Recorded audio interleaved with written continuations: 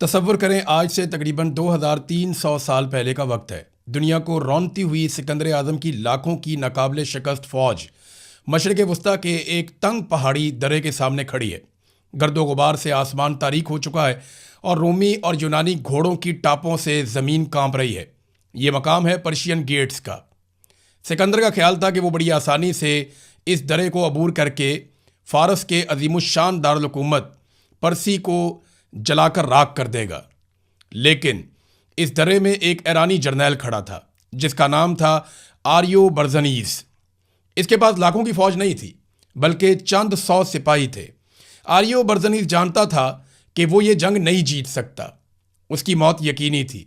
लेकिन उसने अपने सिपाहियों की तरफ देखा और फैसला किया कि वो सिकंदर को आसानी से गुजरने नहीं देगा।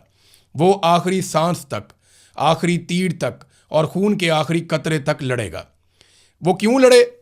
वो दुनिया को एक अबदी पैगाम देना चाहते थे कि एक ईरानी अपना सर तो कटवा सकता है लेकिन किसी हमला आवर के सामने झुका नहीं सकता। आज हज़ारों साल बाद ऐसा लगता है जैसे तारीख खुद को दोहरा रही है। खबरों में आप रोज़ाना पढ़ते हैं ब्रेकिंग न्यूज़। आप सुनते हैं कि ईरान ने इसराइल पर एक ही रात में 500 मिसाइल दाग दिए। कभी खबर आती है कि ईरान एटमी हथियार बनाने के बिल्कुल करीब पहुंच चुका है। और कभी हम सुनते हैं कि अमेरिका की तरफ से न्यूक्लियर आबदोज़ें खलीज फारस में भेजने की धमकियां दी जा रही हैं। इन खबरों के बाद आपके जहन में बेशुमार सवालात उठते हैं। आखिर ईरान, अमेरिका, इसराइल और मगरबी यूरोप जैसे सुपर पावर के खिलाफ कैसे और क्यों उठ खड़ा हुआ? क्या ईरान वाकई पूरी दुनिया के लिए एक आलमी खतरा है या कोई जारह है, या फिर ये 6000 साल पुरानी तहजीब रखने वाली एक ऐसी कौम की बका की जंग है जिसे पिछले 125 सालों से मुसलसल दीवार से लगाने की, गुलाम बनाने की और उसके वसाइल लूटने की कोशिश की जा रही है। आज हम ये समझने की कोशिश करेंगे कि ईरान का नफ्सियाती ढांचा क्या है, ये कौम झुकती क्यों नहीं है, ये हार क्यों नहीं मानते, ये राख के ढेर से बार बार कैसे उठकर खड़े हो जाते हैं।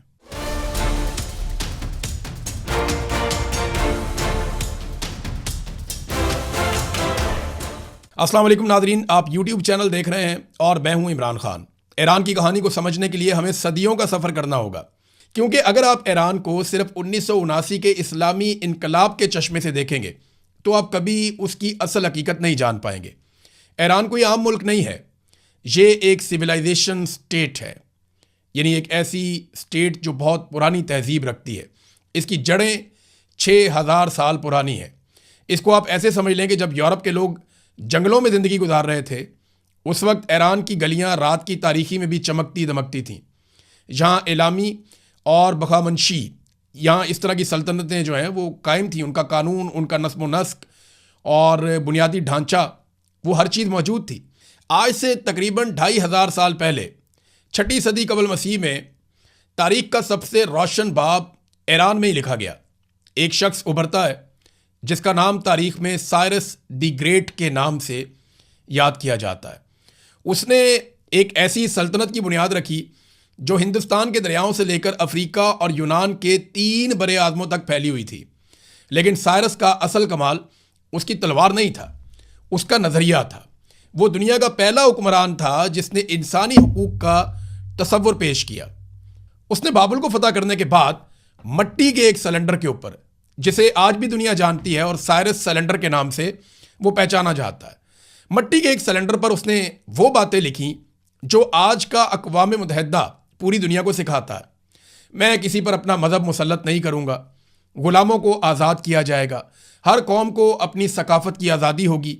इस कानून के तहत उसने यहूदियों को बाबुल की कैद से छुड़वाया और यरूशलेम वापस भेजा ताकि वो दोबारा से अपना टेम्पल तामीर कर सकें, जिसे वो हैकल सुलेमानी कहते हैं। उस दौर में जब फातेह बादशाह सरों के मीनार बनाते थे, ईरान का बादशाह मजहबी रवादारी का कानून लिख रहा था। यह है वो बुनियाद जिस पर हर ईरानी आज के दिन तक फ़ख्र करता है। उन्हें एक एहसास बरतरी है कि वो तहजीब के बानी है। डोनाल्ड ट्रंप भी अक्सर कहता है ना कि पूरी तहजीब मिटा दूंगा, तबाह कर दूंगा। तो वो ईरानी अपनी तहजीब के ऊपर बहुत फ़ख्र करते हैं। लेकिन नादरीन, वक्त हमेशा एक जैसा नहीं रहता। 330 कबल मसीह में सिकंदर आया।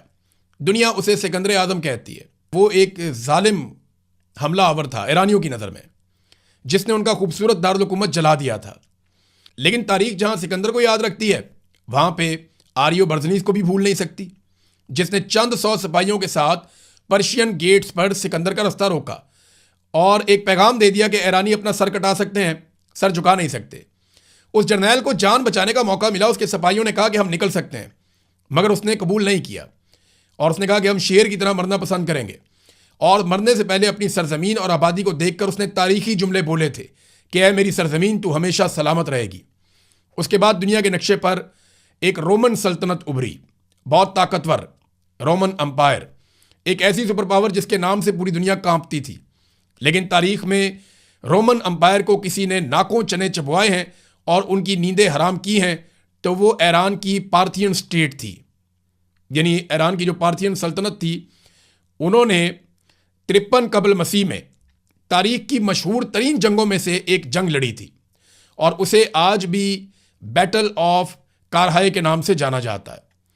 ये रोम का सबसे ताकतवर और अमीर जर्नैल था। क्रासिस एक इंतहाई अजीम और भारी हथियारों से लैस फौज लेकर ईरान पर उसने चढ़ाई की। उसके मुकाबले में ईरानी सिपाहसालार सोरीना की फौज बहुत छोटी थी, जिसमें ज़्यादातर घुड़सवार और तीरंदाज थे, लेकिन सोरीना की जंगी हिकमत अमली बहुत कमाल थी। ईरानियों ने उस दिन एक नया हरबा इस्तेमाल किया जिसे पार्थियन शॉट कहा जाता है। यानी वो घोड़े पर पीछे की तरफ भागते थे और अचानक मुड़कर दुश्मन पर तीरों की बारिश कर देते थे। रोमन फौज इस अचानक और तेज रफ्तार हमले के सामने रेत की दीवार साबित हुई। हजारों रूमी फौजी मारे गए और क्रासिस का सर काट कर ईरानी बादशाह को पेश कर दिया गया। ये जंग आज भी बताती है कि ईरान बड़ी सुपर पावर्स की बड़ी फौजों से खौफजदा होने वाला मुल्क नहीं है। उसने कम तादाद और कम हथियारों के बावजूद ताकतवर फौजों का मुकाबला किया है। और फिर 13वीं सदी ईस्वी में ईरान पर एक बहुत बड़ी क़यामत टूटती है, जिसका तसव्वुर करके आज भी रोंगटे खड़े हो जाते हैं। चंगेज़ खान और हलाकू खान, इन लोगों ने यानी मंगोलों ने हमला कर दिया ईरान के ऊपर और ईरान की ईंट से ईंट बजा दी। ये ईरान की तारीख का सबसे तारीख और खूनी दौर था। मंगोलों ने शहरों के शहर सफ़ाहत्ती से मिटा दिए, मर्दों, औरतों, बच्चों का कत्लेआम किया, इंसानों की खोपड़ियों के मीनार बनाए, ईरान के अजीमुशान नहरी और आबपाशी के निज़ाम को तबाह बर्बाद कर दिया, जिसने ज़राअत को सदियों पीछे धकेल दिया। बगदाद और नीशापुर की अजीम लाइब्रेरियों को जलाकर राख कर दिया। तारीख में यह कहा जाता है कि दरियाओं का पानी पहले इंसानी खून से सुर्ख हुआ और फिर वहाँ मौजूद किताबों की स्याही से काला पड़ गया। बज़ाहिर ऐसा लगता था कि ईरान और इसकी तहजीब हमेशा के लिए मिट चुकी है, लेकिन यहाँ तारीख का एक और हैरत अंगेज मोजज़ा होता है। ईरान ने मंगोलों को मैदान जंग में तो शिकस्त नहीं दी, लेकिन सकाफत और सॉफ्ट पावर के मैदान में इबरतनाक शिकस्त दे दी। कुछ ही दहाइयों के बाद वो जालिम मंगोल जिन्होंने ईरान को तबाह किया था, वो खुद फारसी बोलने लगे, ईरानी लिबास पहनने लगे, उन्होंने इस्लाम कबूल कर लिया और ईरानी वज़रा से हुकूमत चलाने के तरीके सीखने लगे। ईरान ने अपने कातलों और फातहीन को ही ईरानी बना लिया था। वो जानते हैं कि तलवार से हारी हुई जंग कलम और कल्चर से कैसे जीती जा सकती है। ज़बान, अदब और सकाफत के ज़रिए उन्होंने अपनी शनाख्त को मरने नहीं दिया, जबकि उन्हें मारने वालों ने अपनी शनाख्त को वहाँ कत्ल होते हुए देखा। अब ज़रा आगे बढ़ते हैं और 20वीं सदी ईस्वी की तरफ आते हैं, जहाँ तेल की दरियाफ्त होती है। ईरान वैसे तो खुशकिस्मत है, वहाँ बहुत तेल निकल आया, लेकिन वही तेल ईरान के लिए अजाब बन गया। 1901 में एक अंग्रेज़ विलियम डी आरसी ने ईरान के कमज़ोर बादशाह से एक मुआहदा किया और जब 1908 में तेल निकल आया तो बरतानिया की नीयत बदल गई। एंग्लो पर्शियन ऑयल कंपनी कायम हुई, जिसे आज भी BP के नाम से या ब्रिटिश पेट्रोलियम के नाम से दुनिया जानती है। मुआहदा इस तरह का किया गया, ये तो खुली डकैती थी। ईरानी तेल के मुनाफे का 84% हिस्सा बरतानिया ले जाता था और 16% थोड़ा सा हिस्सा जो बचता था वो ईरान को मिलता था। बरतानवी बहरिया ईरान के तेल पर पूरी दुनिया पर राज कर रही थी और ईरान के अपने बच्चे भूख से मर रहे थे। सन 1951 में इस जुल्म के खिलाफ ईरान में एक मर्द मुजाहिद खड़ा हुआ। ईरान के मुंतखब जमहूरी वज़ीर आज़म डॉक्टर मोहम्मद मुसद्दिक, उन्होंने एक ही झटके में बरतानवी कंपनी को बाहर निकाला और तेल को नेशनलाइज कर लिया। यह मगरब के मुंह पे एक बड़ा ज़ोरदार तमाचा था। जब बरतानिया को कोई समझ नहीं आई तो वो अमेरिका के पास गया और झूठा प्रोपेगेंडा किया कि मुसद्दिक रूस के साथ मिलकर कम्युनिस्ट बन रहा है। CIA ने 1953 में बरतानिया की MI6 से मिलकर तारीख का सबसे शर्मनाक और खुफिया ऑपरेशन किया, जिसे ऑपरेशन अजेक्स के नाम से आज भी जाना जाता है। ईरानी फौज के गद्दार जर्नैलों को खरीदा गया, सड़कों पर पैसे बांटकर हंगामे करवाए गए और एक हंसती खेलती जमहूरी हुकूमत का तख्ता उलटकर रजा शाह पहलवी को कठपुतली बादशाह बनाकर मुसल्लत कर दिया गया।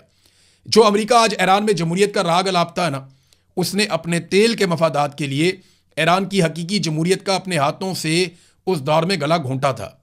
शाह के दौर की पुरानी तस्वीर दिखाकर दुनिया को यह समझाया जाता है कि ईरान कितना लिबरल और मॉडर्न था, लेकिन वो सिर्फ तेहरान के सिर्फ थोड़े से अमीर लोगों की एक झलक है। पसे पर्दा 90% ईरान गुर्बत और खौफ के साए में जी रहा था। शाह ईरान खलीज में ईरान का पुलिसमैन ऑफ द गल्फ यानी चौकीदार बन चुका था और उसकी एक खुफिया एजेंसी भी थी जिसका नाम था सवाक, और इस एजेंसी को खुद CIA ने और इसराइल की मोसाद ने ट्रेनिंग दी थी, जिसका काम हर मुखालिफ आवाज़ को उठाना, टॉर्चर करना और गायब कर देना था। फिर एक वाइट रेवोल्यूशन के नाम से भी इन्होंने कौम के साथ एक मजाक किया और मगरबी मफादात का तहफ़्फ़ुज़ किया। फिर लोगों का पारा चढ़ता गया। एक वाकया हुआ जिसके बाद एकदम सूरत बदल गई।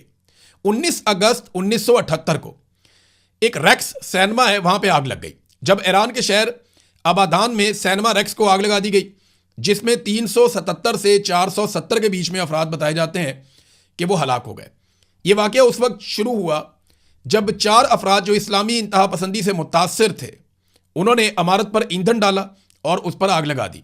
अवाम के अंदर नफरत का ये लावा आखिरकार फट पड़ा।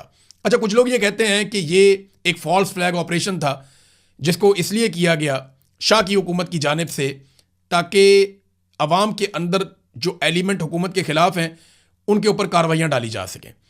अब हुआ ये कि 16 जनवरी 1979 को पहलवी को ईरान छोड़ना पड़ गया। लोग बहुत गुस्से में थे और एहतजाज बढ़ता चला जा रहा था और वो जिला वतन हो गया, अपने आप ही अपना मुल्क छोड़कर चला गया और अपनी जिम्मेदारियां ईरान के रिजेंसी कौंसल और शापूर बख्तियार जो कि अपोजिशन का एक वज़ीर आज़म था उसके सपुर्द कर दी।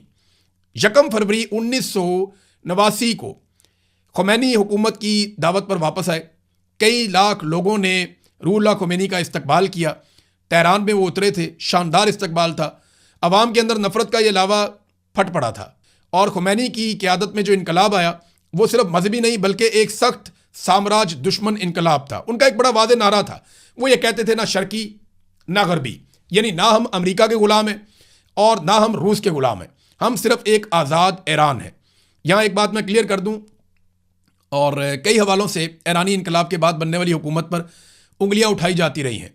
सुप्रीम लीडर के किरदार पर, उनके गैर मामूली इख्तियारात पर सवालात उठते रहे हैं, जबकि ईरान में जमहूरियत के नाम पर उठने वाली मुखालिफ आवाज़ों को ताकत से कुचला भी गया है।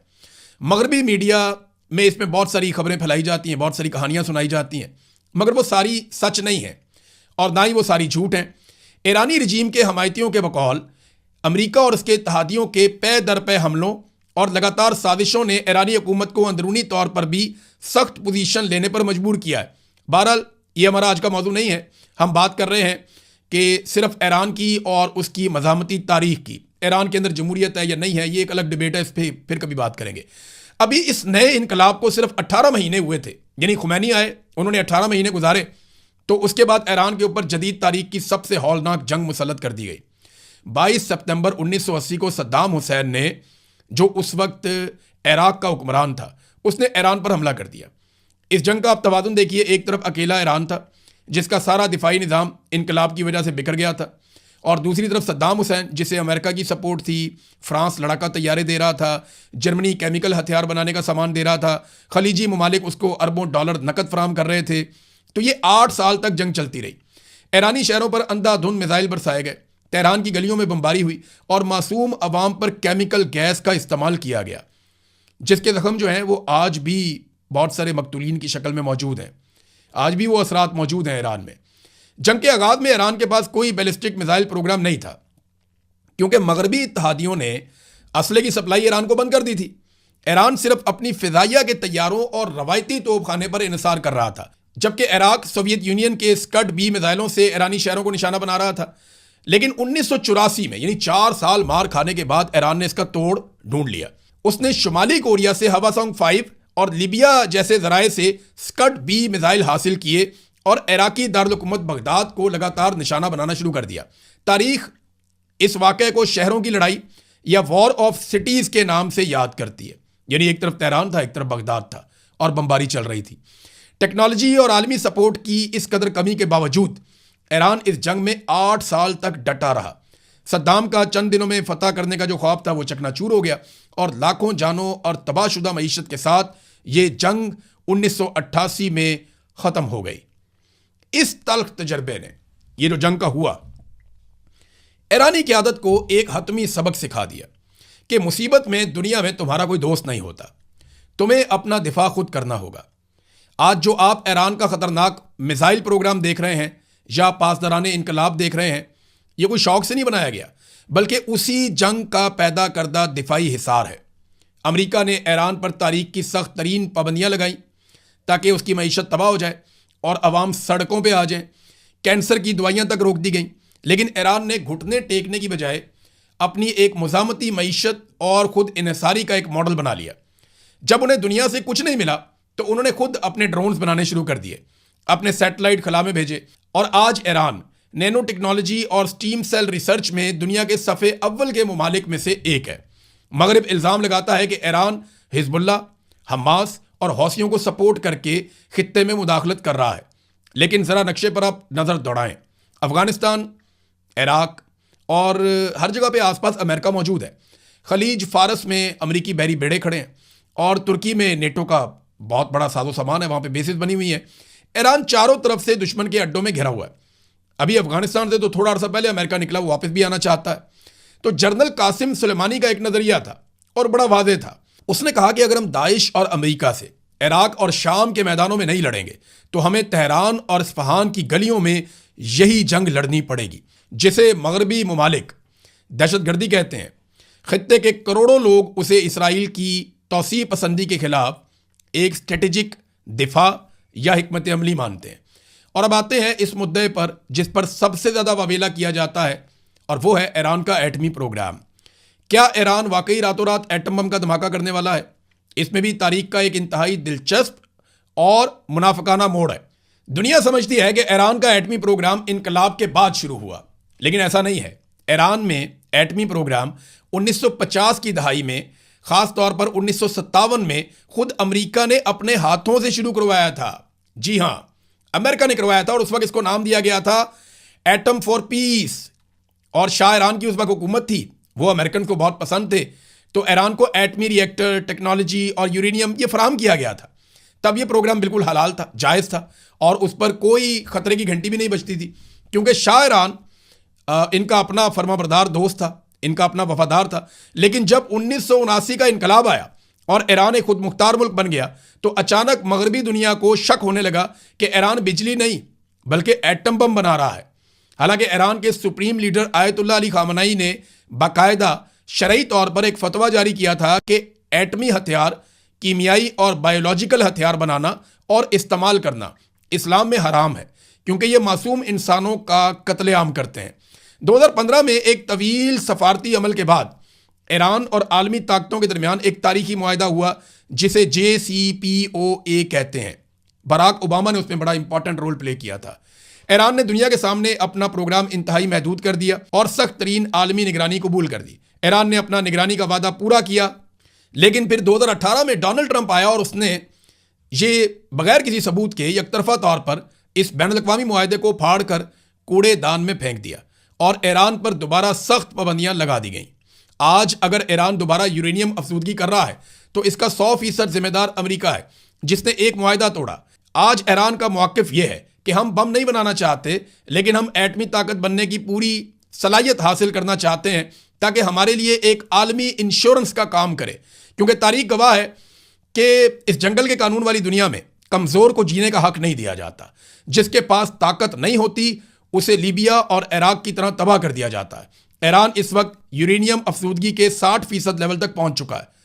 साइंस के मुताबिक 60% से 90% तक जाना महज चंद दिनों या हफ्तों का खेल है। यानी ईरान इस वक्त एक थ्रेशहोल्ड न्यूक्लियर स्टेट बन चुका है। लेकिन अगर बात करें ईरान के मिसाइल टेक्नोलॉजी की, तो वो अब सिर्फ स्कड मिसाइलों तक महदूद नहीं रहा। आज ईरान के पास ड्रोन्स और बैलिस्टिक मिसाइलों का मशरिक़ वस्ता का सबसे बड़ा ज़ख़ीरा मौजूद है। उनके शाहिद 136 ड्रोन ने आलमी जंगी हिकमत अमलियों को बदल कर रख दिया है। लेकिन सबसे बड़ा और डरावना ख्वाब जो है वो हाल ही में उसने दुनिया को दिखाया, और वो उनके हाइपरसोनिक मिसाइल्स हैं, यानी फतह 1, फतह 2। ये मिसाइल बहुत डेंजरस हैं। ये ठोस ईंधन से उड़ते हैं और बहुत ख़तरनाक मिसाइल हैं। 1500 किलोमीटर तक मार सकते हैं। और ईरान ने ज़ेरे ज़मीन पहाड़ों के अंदर बहुत मीलों लंबे मिसाइल सिटीज़ बना ली हैं, जहाँ पे कोई और बम नहीं जा सकता, उनको तबाह नहीं किया जा सकता, और जहाँ से बटन दबाकर सैकड़ों मिसाइल ईरान एक साथ फायर कर सकता है। ये वो ताकत है जिसने आज अमेरिका और इसराइल को बराह रास्त ईरान पर हमला करने से रोका हुआ है। ईरान की 6000 साला कहानी, उसका नफसियाती ढांचा और उनका तर्ज अमल हमें एक बात सिखाता है कि सुपर पावर चाहे कितनी ही जालिम और ताकतवर क्यों ना हो जाए, वो कौम को हरगिज शिकस्त नहीं दे सकती। और उस कौम को तो बिल्कुल नहीं जो अपनी मट्टी, अपने कल्चर और अपनी इज्जत का सौदा करने से मौत को तरजीह देती हो। सिकंदर आजम आया, चला गया। रोमी आए, हार गए। मंगोल आए और इनकी तहजीब में कहीं गुम हो गए। और बरतानवी राज अपने तकब्बुर समेत मिट गया। लेकिन ये खित्ता, ये ईरान आज भी सीना तान कर वहीं खड़ा है। ईरान की तारीख बादशाहों, जंगों या सियासत की कहानी नहीं है, बल्कि ये मुज़ाहमत, सब्र और बका की दास्तान है। वक्त के हर मोड़ पर दुनिया ने उसे बदलने की कोशिश की, लेकिन ईरान हमेशा अपनी शराइत पर खड़ा रहा। शायद इसीलिए आज भी मशरिक़ वस्ता की सियासत हो, आलमी ताकतों की कशमकश हो या तहजीबों की बहस हो, ईरान का नाम हर जगह नुमाया दिखाई देता है। ईरान की कहानी चंद हाकमों और सिपह सलारों की मोहताज नहीं है, बल्कि यह कहानी एक ऐसी कौम की है जिसके पास दुनिया का सबसे पुराना कदीम मुल्क है और सबसे पुरानी तहजीब है, जिसकी हिफाजत उनकी घुट्टी में है। याद रखिएगा, कुछ कौमें सिर्फ ज़मीन के नक्शे पर मौजूद नहीं होती, वो तारीख के सफ़हात पर अपना वजूद हमेशा के लिए लिख देती हैं। ये सफ़र इस बात का सबूत है कि वक्त के फ़िरौनों का गुरूर आखिरकार डूब जाता है, लेकिन मुज़ाहमत हमेशा जिंदा रहती है। मेरा ख्याल है कि अब मगरिब और दुनिया को ईरान को फतह करने या मिटाने के ख्वाब छोड़ देने चाहिए और उन्हें एक हकीकत के तौर पर तस्लीम करना सीखना होगा, क्योंकि ये वो कौम है जिसने साबित किया अपनी तारीख में कि ये सर कटाती है लेकिन झुकाती नहीं है। अब तक के लिए इतना ही। अपना ख्याल रखिएगा, अपने इस चैनल का भी। अल्लाह हाफिज़।